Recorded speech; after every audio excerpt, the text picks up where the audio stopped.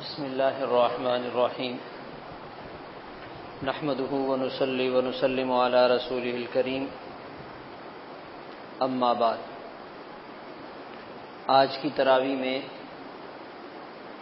23ویں پارے کی تلاوت کی گئی۔ سورہ یاسین سے آغاز ہوا۔ حدیث پاک میں آتا ہے ہر چیز کا ایک دل ہوتا ہے، اور قرآن پاک کا دل سورۃ یاسین ہے۔ ان لکل شیء قلبا وقلب القرآن یاسین۔ اور ایک روایت میں فرمایا جو شخص صبح سویرے سورۃ یاسین پڑھ لے گا اللہ تعالیٰ اس کے دن بھر کے کاموں کو بنا دیں گے۔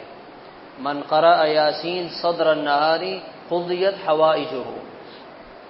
اور ویسے بھی اگر کسی کا انتقال ہو رہا ہو تو اس میں بھی فرمایا کہ اس کے پاس سورۃ یاسین کی تلاوت کی جائے، اس سے روح نکلنے میں آسانی ہوتی ہے۔ تو یہ بڑی فضیلت والی اور بڑی خوبیوں والی سورت ہے۔ اللہ تعالیٰ نے اس سورت میں ایک بستی والوں کے واقعے کا تذکرہ کیا۔ وَاضْرِبْ لَهُمْ مَثَلًا أَصْحَابَ الْقَرْيَةِ إِذْ جَاءَهَا الْمُرْسَلُونَ۔ ان کے پاس اللہ کی طرف سے بھیجے گئے کچھ لوگ آئے اور انہوں نے آ کر ان کو دعوت دی۔ آگے سے بستی والوں نے بات ماننے سے انکار کر دیا اور زوردار مخالفت کی۔ تو یہ کہنے لگے ہمارے ساتھ لڑائی جھگڑا کرنے کی کیا ضرورت ہے، ہم تو اللہ کی طرف سے بھیجے گئے ہیں۔ ربنا یعلم انا الیکم لمرسلون وما علینا الا البلاغ المبین۔ ہمارے ذمے ہے اللہ کا پیغام کھلے انداز میں پہنچا دینا۔ اگر تمہیں سمجھ میں نہیں آ رہا تو نہ مانو، تم ہمیں دھمکیاں دے رہے ہو، تم ہمیں ناراض ہو رہے ہو، ہماری مخالفت کر رہے ہو، تو اس کا تمہیں کوئی فائدہ نہیں ہے اور نہ ہی تمہیں اس کی ضرورت ہے۔ انہوں نے اور الٹی سیدھی باتیں کی، بدتمیزی سے پیش آئے۔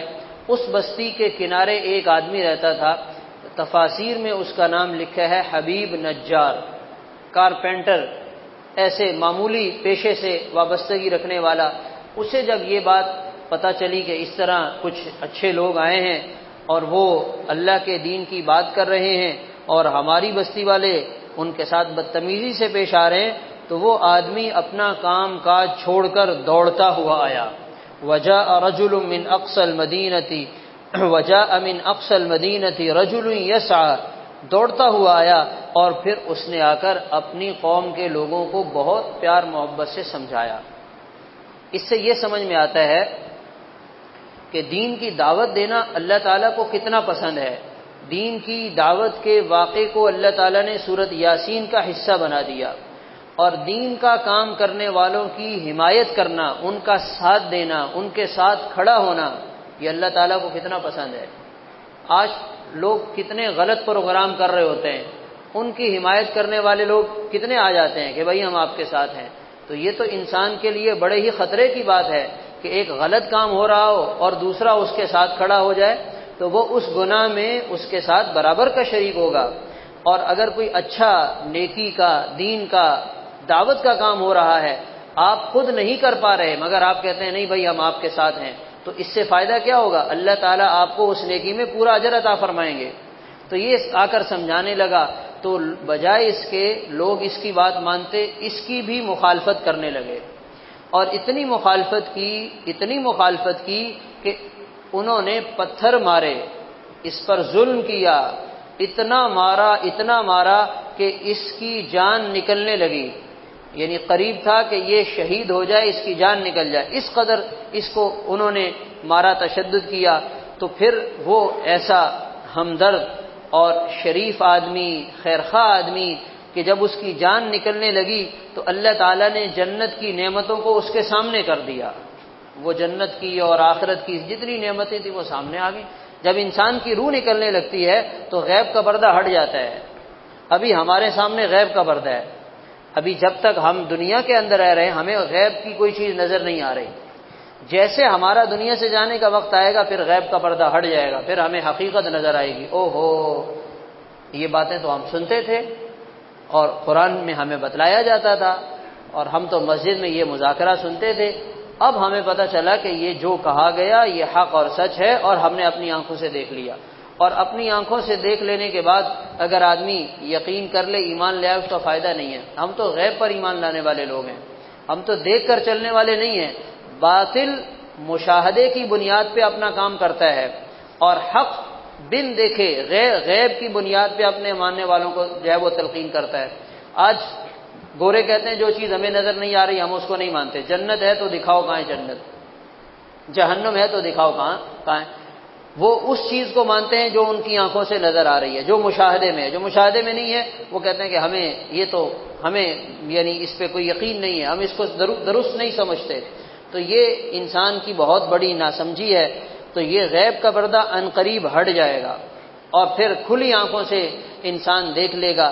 تو جب جنت کی نعمتیں آئیں تو یہ کہنے لگا یا لیت قومی یعلمون بما غفر لی ربی وجعلنی من المکرمین، کاش میری قوم کو پتہ چل جائے اللہ نے مجھے کیا نوازا ہے، میری بخشش فرمائی اور مجھے جنت کی نعمتوں سے مالا مال کیا، کاش کہ ان کو پتہ چل جائے۔ یعنی اس آدمی کی ہمدردی کی کوئی انتہا ہے کہ ایک طرف اس کو مارا جا رہا ہے، سنسار کیا جا رہا ہے، جان نکل رہی ہے، اور جذبہ کیا ہے کہ اگر میری قوم کو جو مجھے نظر آ رہا ہے اس کا پتہ چل جائے تو یہ اپنی حرکت سے باز آ جائے۔ تو اس نے ہمدردی اور خیرخواہی کو نہیں چھوڑا، پھر شہید ہو گیا، ہمیشہ کے لیے کامیاب ہو گیا، ہمیشہ کے لیے کامیابی مل گئی۔ تو آج انسان دنیا سے جا رہے ہیں، کتنا ہی خوش نصیب انسان وہ ہے جس کی موت دین کے ساتھ، دین کے کام کے ساتھ، دین کی دعوت کے ساتھ۔ جزیرۃ القمر میں وہاں کے مقامی لوگوں نے بتایا کہ یہاں پاکستان سے جماعت میں 2 لوگ الگ الگ آئے تھے، ان کی قبریں یہاں جزیرۃ القمر میں موجود ہیں۔ ایک قبر دارالخلافہ میں ہے، سن 2012 میں ایک جماعت گئی، اس میں ایک ساتھی تھے، بیمار ہوئے اور وہیں انتقال ہو گیا اور وہیں ان کی قبر بنی۔ ایک ساتھی 1996 میں جزیرۃ القمر گئے، وہیں ان کا انتقال ہوا، وہیں ان کی قبر بنی۔ آج اس ملک میں پوری دنیا سے جو بھی کوئی جماعت آتی ہے وہ ان کی قبر پہ جا کر ان کے لیے درود فاتحہ پڑھتے ہیں، ان کے لیے دعا مانگتے ہیں۔ یہ ہے دین کے لیے جان دینے کا فائدہ، ان کے نام کو یاد رکھا جاتا ہے، ان کی قبر کی زیارت کی جاتی ہے، ان کے لیے دعائیں مانگی جاتی ہیں۔ اور کتنے ایسے ہیں جو ویسے اپنے کسی کام کے لیے چلے جاتے ہیں، ان کو کون پوچھتا ہے؟ ان کی قبر پہ کون جاتا ہے کہ ادھر کس کی قبر بنی ہے، یہاں کوئی پاکستان کا آدمی آیا تھا، کاروبار کرتا تھا، یہ اس کی قبر ہے، کوئی بھی نہیں پوچھتا۔ تو دین کی نسبت سے جس کی موت آ گئی وہ تو ہمیشہ کے لیے کامیاب ہو گیا۔ اللہ تعالیٰ اس کو وہ عزتیں عطا کرتے ہیں جو ہماری سوچ سے بھی بڑھ کر ہے۔ تو اس لیے اس واقعے میں یہ بہت بڑا پیغام دیا گیا کہ انسان کو دین کی دعوت کے ساتھ، دین کی محنت کے ساتھ اور دعوت کے کام کے ساتھ جڑنا چاہیے۔ اللہ تعالیٰ اس کو پسند فرماتے ہیں۔ 1.25 لاکھ انبیاء علیہم الصلاۃ والسلام نے یہی کام کیا ہے۔ اگر اس سے کوئی اور بڑا کام ہوتا، دین کی دعوت سے کوئی بڑا کام ہوتا، اللہ تعالیٰ انبیاء کے ذمے وہ لگاتے۔ انبیاء نے بادشاہ بن کر بھی دعوت دی ہے، انبیاء نے بغیر بادشاہت کے بھی دعوت دی ہے۔ حضرت یوسف علیہ السلام بادشاہ بنے مگر انہوں نے دعوت دی ہے، سلیمان علیہ السلام نے ملکہ بلقیس کو دعوت دی ہے، حضرت موسیٰ علیہ السلام نے فرعون کو دعوت دی ہے، حضرت ابراہیم علیہ السلام نے نمرود کو دعوت دی، تو ان کا تو کام ہی یہی تھا۔ آج ہم آپس میں ملتے ہیں، بیٹھتے ہیں، بات چیت کرتے ہیں، لیکن کیا ہے بھئی آپ کا بچہ کیا کر رہا ہے، بھئی آپ کیا کر رہے ہیں، آپ نے کتنا بچا لیا ہے، آپ نے آنے والے اپنے مستقبل کے لیے کیا کیا۔ آج ہماری فکر یہ ہوتی ہے، یہ فکر بری نہیں ہے، لیکن اصل یہ ہے کہ انسان کو یہ فکر لگ جائے بھئی آپ کے دین کا کیا حال ہے، میرے دین کا کیا حال ہے، آپ کے بچے دین میں کہاں کھڑے ہیں، میرے بچے دین میں کہاں کھڑے ہیں۔ اصل سوچنے کی بات تو یہ ہے، اگر یہ فکر ہمیں لگ جائے تو انشاءاللہ ہماری دنیا یہ تو بہت چھوٹی ہے، بہت تھوڑی ہے، بہت مختصر ہے، اللہ تعالیٰ ویسے ہی بنا دیں گے۔ تو اس لیے یہ یہاں پر اللہ تعالیٰ نے اس بستی والوں کا تذکرہ فرمایا، پھر قیامت کے حالات کا تذکرہ ہے۔ وَنُفِخَ فِي الصُّورِ فَإِذَا هُم مِّنَ الْأَجْدَاثِ إِلَىٰ رَبِّهِمْ يَنْسِلُونَ، سور پھونکا جائے گا، لوگ اپنی قبروں سے اٹھ کھڑے ہوں گے۔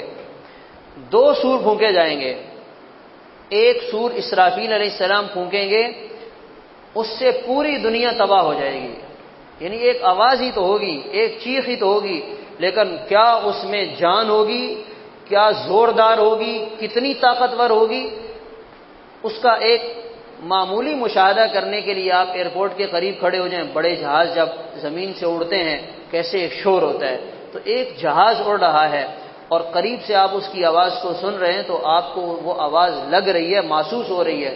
تو جو اسرافیل علیہ السلام سور بھونگیں گے، پوری دنیا کے انسان وہ آواز سنیں گے۔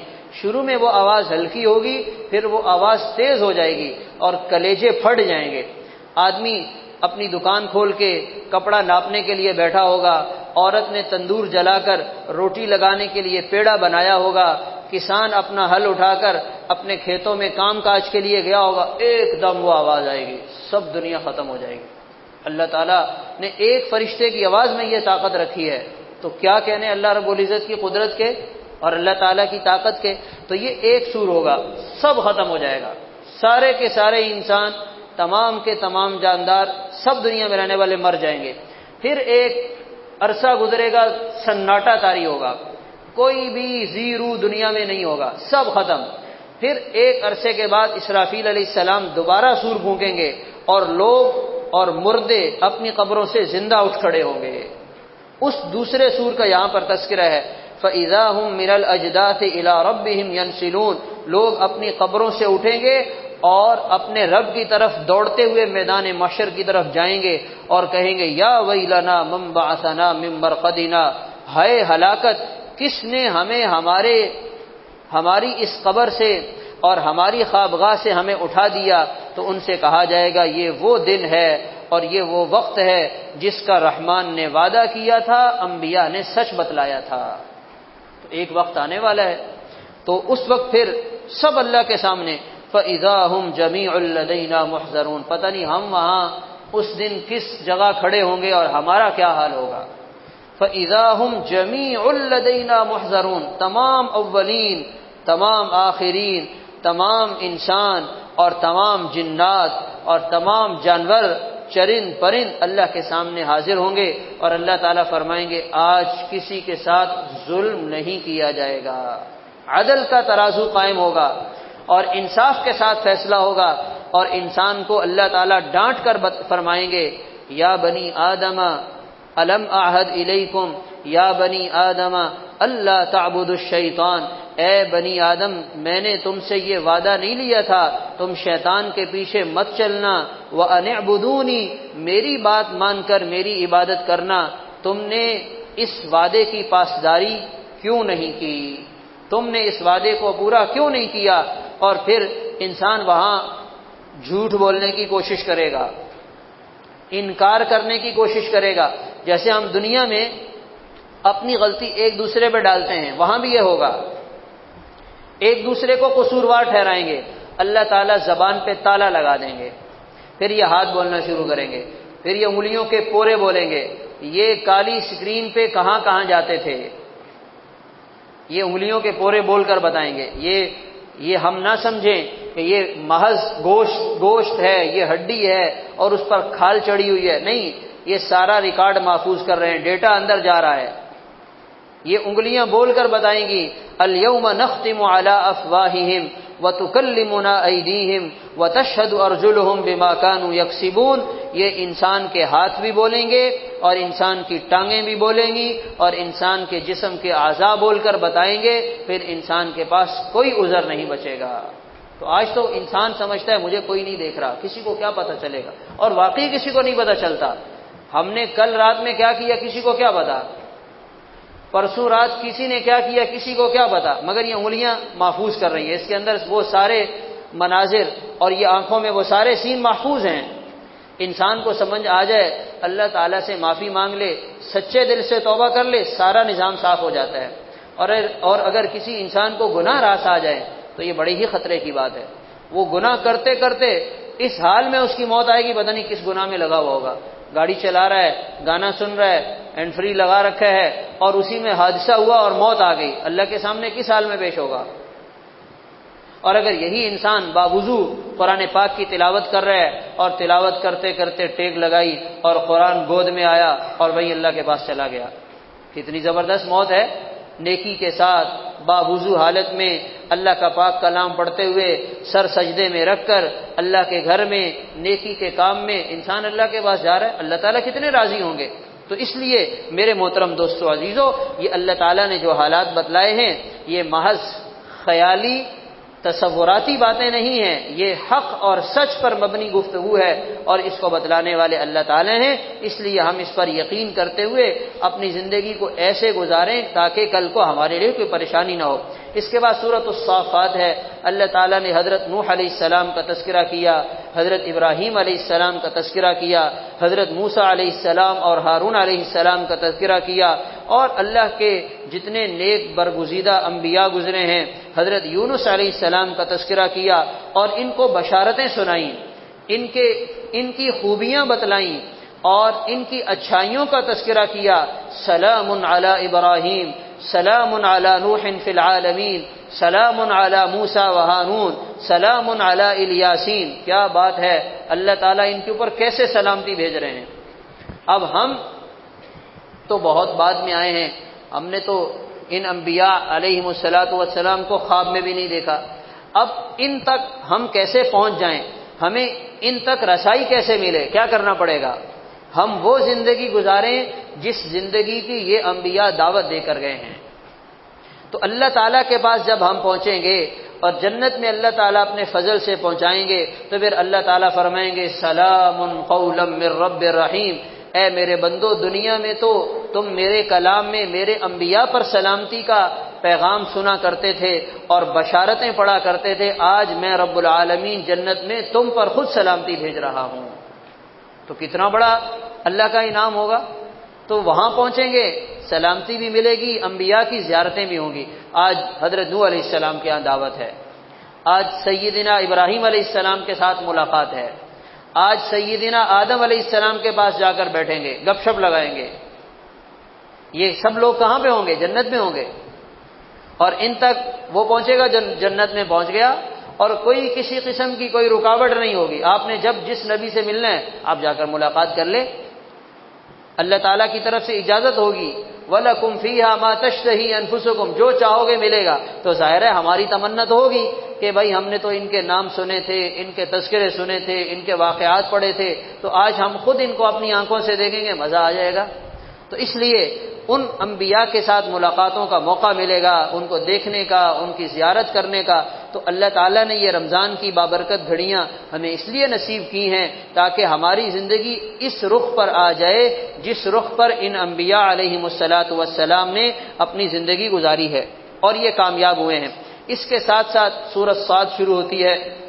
سورۃ صاد میں اللہ تعالیٰ نے حضرت سلیمان علیہ السلام کا تذکرہ کیا اور فرمایا نعم العبد، حضرت سلیمان علیہ السلام ہمارے بڑے ہی زبردست آدمی تھے، ہمارے زبردست بندے تھے، انہ اواب، ہماری طرف رجوع کرنے والے۔ اور حضرت سلیمان علیہ السلام نے اللہ تعالیٰ سے دعا مانگی تھی، رب اغفر لی وہب لی ملکا لا ينبغی لأحد من بعدی، یا اللہ میری مغفرت فرما اور مجھے ایسی سلطنت عطا فرما جو میرے بعد قیامت تک کسی کو نہ مل سکے۔ اللہ تعالیٰ نے ان کی یہ دعا قبول کی ہے، اور حضرت سلیمان علیہ السلام جیسی سلطنت اور ان کی جیسی حکومت اور ان جیسی بادشاہی آج تک کسی کو نہیں ملی ہے اور قیامت تک کسی کو نہیں ملے گی۔ اللہ تعالیٰ نے ان کی دعا کو اس شان سے قبول فرمایا۔ اچھا، یہ بھی علماء بتلاتے ہیں کہ انبیاء کی جماعت میں حضرت سلیمان علیہ السلام جنت میں بعد میں جائیں گے، حضرت سلیمان علیہ السلام بعد میں جنت میں جائیں گے، باقی انبیاء پہلے جنت میں جائیں گے۔ اسی طرح یہ بھی روایت میں آتا ہے میری امت کے فقراء مالداروں سے 500 سال پہلے جنت میں جائیں گے، جو نیک ہوں گے، جنہوں نے اللہ کو راضی کیا ہوگا۔ تو اللہ تعالیٰ کے ہاں یہ نظام چلتا ہے، اللہ تعالیٰ اس چیز کو دیکھتے ہیں کہ جس نے دنیا میں مشقت برداشت کی، مشقت والی زندگی گزاری اور اللہ کو راضی کیا، اس کا آخرت میں معاملہ آسان ہوگا۔ صحابہ کرام میں بھی یہ بات تھی، آپ صلی اللہ علیہ وسلم نے فرمایا میں نے اپنے صحابہ کو جنت کے دروازے پہ جاتے ہوئے دیکھا، عبد الرحمن بن عوف نظر نہیں آئے، یعنی ایک تصوراتی شکل میں دیکھا، ایک مثالی شکل دیکھی، عبد الرحمن بن عوف نظر نہیں آئے۔